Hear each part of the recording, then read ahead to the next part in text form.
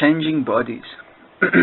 Vasamsi jirnani yatha vihaya navani grihnati naroparani tatha sharirani vihaya jirnani anyani samyati navani dehi.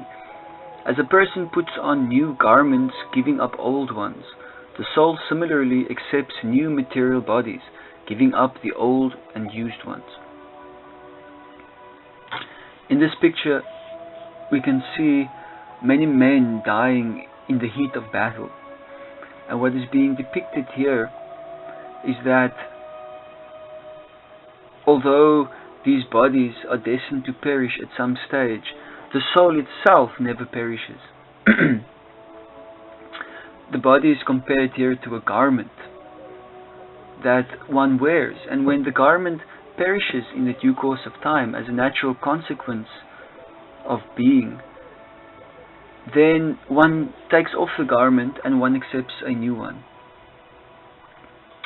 So the suffering that one experiences is actually due to intense attachment to these garments.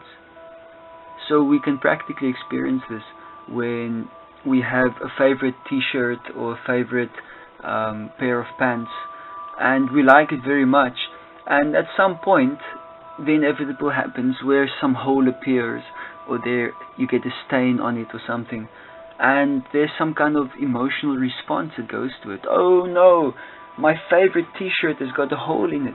And then this thought of having to part with it comes, and it's not a pleasant thought. So although this experience might not be very severe, it's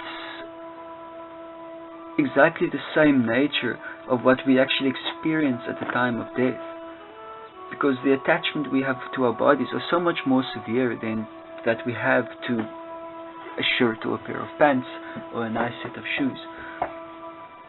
The closest experience that we might come to that in our waking state is when one has been in an intimate relationship with a significant other for a considerable time, and then due to some unfortunate circumstances there is a separation, a breakup or a divorce, and that pain that one feels, that emotional pain, is due to the attachment to the mind and body of that person, which is now being ripped from you, and there's nothing you can do about it. One is in a state of no control, a powerless condition, and this state often is very mortifying for many individuals.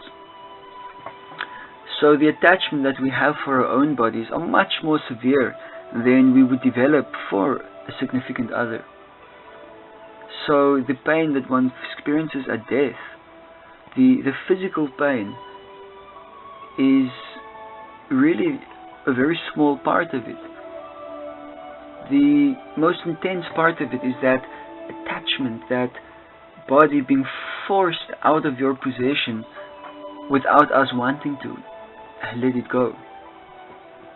So therefore in spiritual life, one is aspiring to give up the possession of this body, giving up the attachment of this body, so that when the time of death comes, one is already prepared, one has already released possessiveness over one's own body even, and one can very easily just give it up.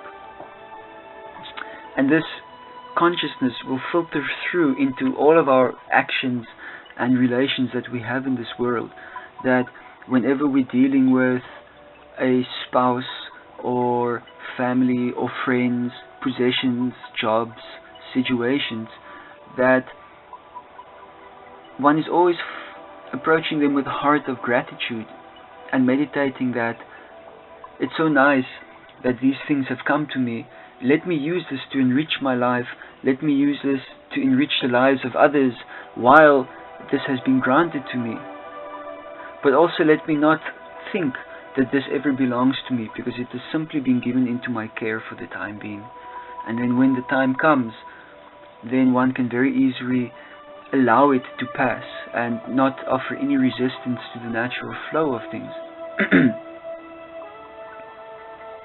So this is a very healthy state of mind to operate with in this world, a very practical state of mind to be in, and one becomes very effective, one becomes completely freed from anxiety, one becomes freed from fear, and all that energy that gets trapped into those lower emotions, they freed up to actually utilize these assets that are gifted to us more effectively, and we can actually utilize it and capitalize on the gifts that have been given us to the greatest degree possible.